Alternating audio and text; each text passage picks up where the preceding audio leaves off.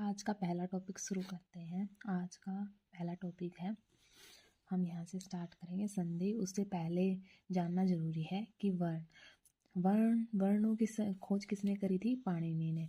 वर्णों को तो दो भागों में बांटा गया है। पहला होता है स्वर तंत्रिकाओं के कंपन के आधार पर और प्राण, श्वास और वायु के आधार पर।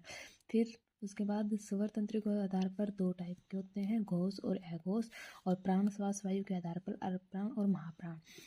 घोष व्यंजन और अघोष व्यंजन हमने पढ़ा होगा पहले, और अल्पप्राण और महाप्राण बाद में पढ़ेंगे। घोष व्यंजन वो होते हैं जो कि हमने व्यंजन पढ़े हैं प्रत्येक वर्ग का तीसरा, चौथा और पांचवा वर्ण। तीसरा, चौथा और पांचवा वर्ण प्लस में य, र, ल, व और है, पांच ये और तीसरा, चौथा, पांचवा प्रत्येक वर्ग का। तो कितने होंगे? 15, 5 ये 20। टोटल कितने होते हैं घोष व्यंजन? 20 होते हैं। उसके बाद अघोष व्यंजन होते हैं प्रत्येक वर्ग का पहला और दूसरा, प्रत्येक वर्ग का पहला और दूसरा वर्ण। तो कितने हो गए? 5 × 2 तो 10। और 3 कौन से? श। अघोष व्यंजन ये होते हैं। तो 10 + 3 कितने हो गए? 13। टोटल अघोष व्यंजन कितने होते हैं? 13। अब बात करते हैं अल्पप्राण और महाप्राण।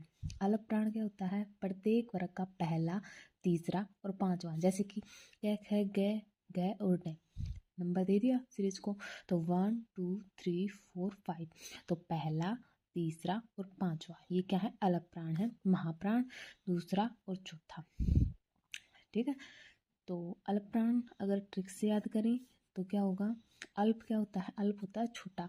छोटे का मतलब है जो जल्दी बोले जाए। तो जब हम इसमें इंग्लिश में ट्रांसलेशन करते हैं, जो 12 खड़ी पढ़ते हैं, तो इनको कैसे लिखते हैं? कि कै को के, कै को के एच से लिखते हैं, गै को जी से लिखते हैं, घै को जी एच से लिखते हैं और डै को आर से लिखते हैं। तो जो आसानी से बोले जाएं, जैसे कि अल्प है, अल्प होता है छोटा जो जल्दी से बोले जाएं। तो के, जी और आर ये तीनों क्या है? पहला, तीसरा और पांचवा वर्ण क्या है? ये अल्पप्राण है। और महाप्राण जो देरी से बोले जाएं तो दूसरा और चौथा। उसके बाद अब अल्पप्राण की बात करें तो पहला, तीसरा और पांचवा प्रत्येक वर्ग का। तो ये कितने हो गए प्रत्येक वर्ग का? तो 5 × 3 15। तो ये हो गए।